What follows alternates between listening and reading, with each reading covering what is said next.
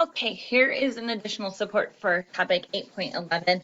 I really like this topic a lot because it has impacted so many people across the country. And so I think it's a really cool thing to learn a little bit about. So it has to do with how various other groups kind of followed in the footprints of the civil rights movement and calling for equality.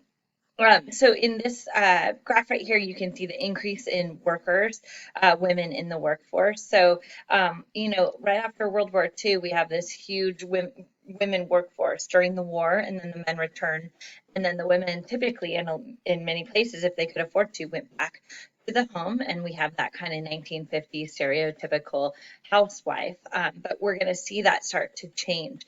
And one thing that I thought was interesting, a historian lecture I went to one time, they talked about how, the women of the 1970s were the daughters of the women of the 1940s. So we see this generational kind of surge, from these women who were in many cases forced back into the home following that independence they had in World War II.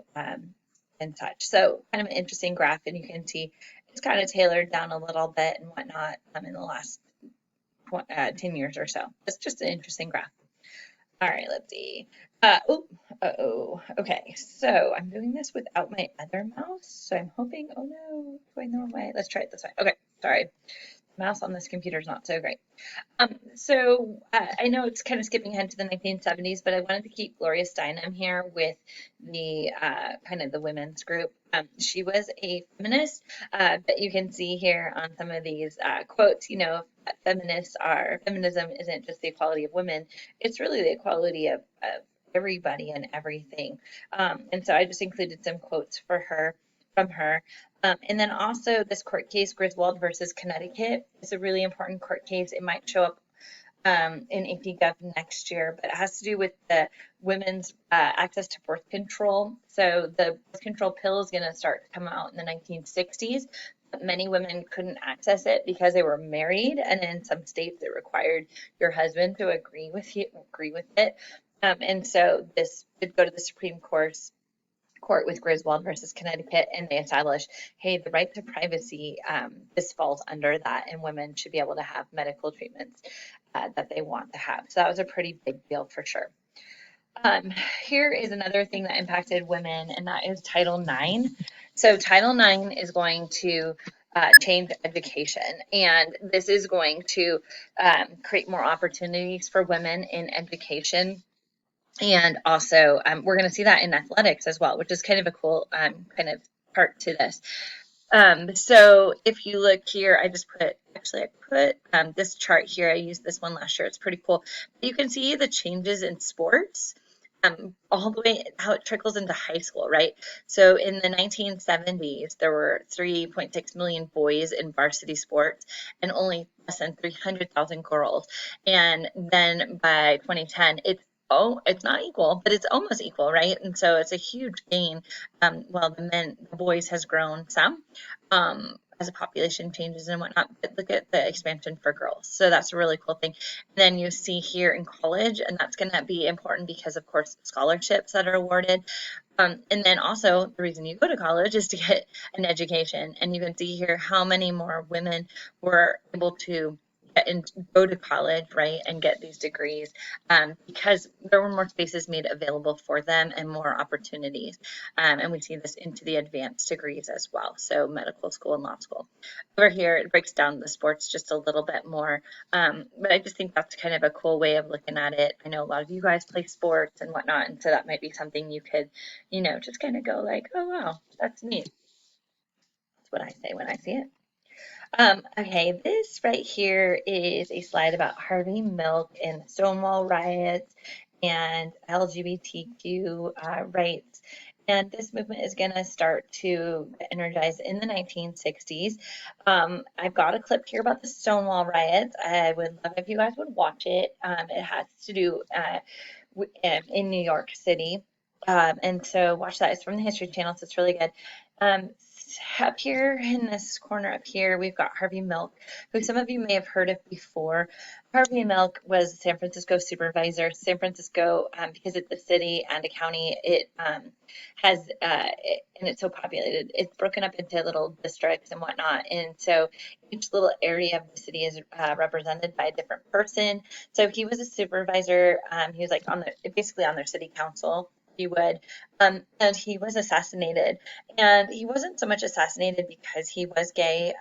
That's not what happened, but he was the first openly gay man or woman to be elected to such a high office. And so this was a huge thing. In the story of his death, Mayor Moscone was also assassinated by a former supervisor named Dan White. It's an incredible, crazy story, and the defense used in Dan White's trial. If you want to be entertained, it's up there with Tiger King. I mean, it is crazy town.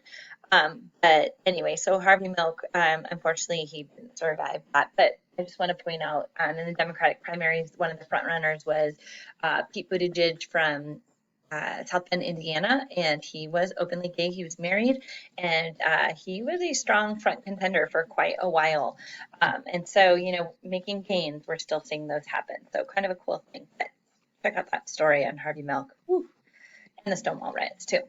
All right, another group that followed suit in the 1970s, 1980s, following the Civil Rights Movement, were Native Americans. And of course, Native Americans, we've looked at all throughout the year and how they've been persecuted. They've been given treaties, and then the treaties weren't followed and things like that. At one point, they did go and take over Alcatraz Island. So that's what you can see in this image over here.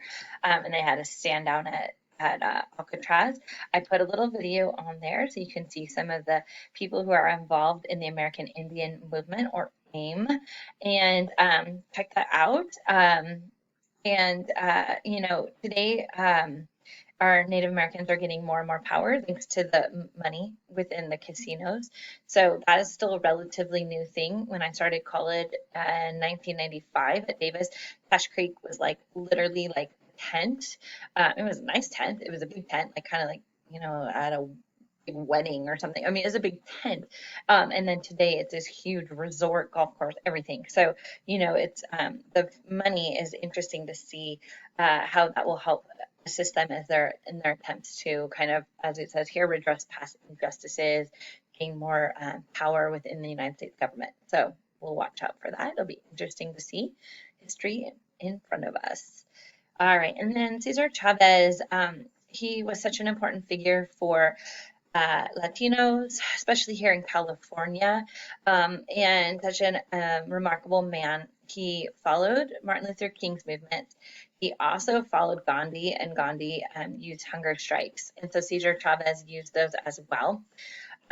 He helped unionize the United Farm Workers. You'll see their flag. And it'll have also here, you can see they affiliated with the AFL-CIO, which was huge because that was the union. That was a lot of factory workers, including automakers. So that was a really big deal that he was able to get. And I included some quotes here. You can kind of read through them. Just a remarkable guy. Here's another image, and you can see, he was able to get lots of people to go on the strikes, to be a part of the movement. And so one thing you can see here is this is the Delano grape strikers, and this was a huge strike, huge boycott against the grapes in the Central Valley here in California. And you can see what they were asking for. I mean, this is just, crazy what these numbers are.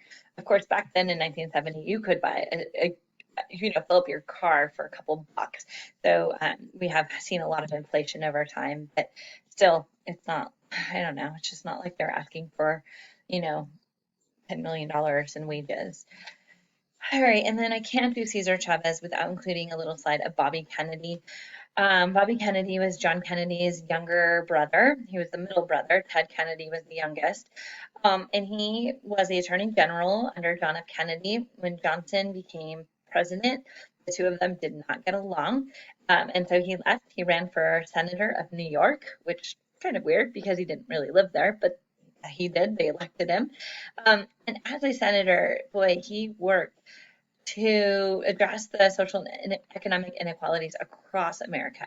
He went to the South. He interviewed people in Mississippi. You know, he did everything. Came out here to California several times. Here in this photograph, he is sitting with Cesar Chavez as he's having a hunger strike. You know, he supported him. I want to say Bobby Kennedy was Catholic, so they had their religion in common, their faith in common. So I wanted to point out that this up here, this clip up here is this one of my favorite clips of all time. When I was a senior at college in '99, my California history professor played us this clip, and I just, oh my God, I love it because it shows how much Bobby Kennedy is just kicking butt. And so I just really recommend you watch it. It was very sad. He was assassinated in 1968. Not a perfect man, of course, but he was killed and as he was running for president. And I do kind of wonder, like, what changes could he have made? You know, it's hard not to wonder that. And then I did include, just because I think it's just so beautiful, Ted Kennedy gave a eulogy at his funeral. It was at St. Patrick's Cathedral in New York. And if you just fast forward to about 8 minutes in, it is just, I'm getting goosebumps just thinking about the speech. It's just incredible. Probably one of the best speeches Ted Kennedy gave.